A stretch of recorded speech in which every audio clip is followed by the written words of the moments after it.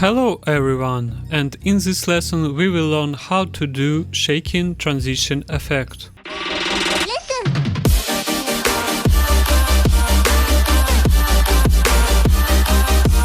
You can download this preset from the link in the description.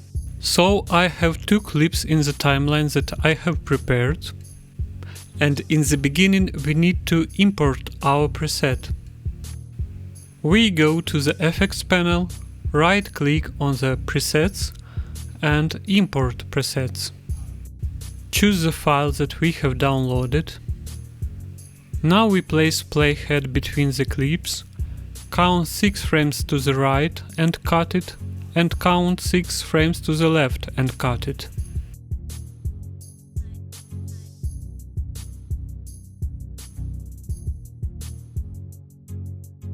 Now you can select these two clips, right-click on them and choose Nest.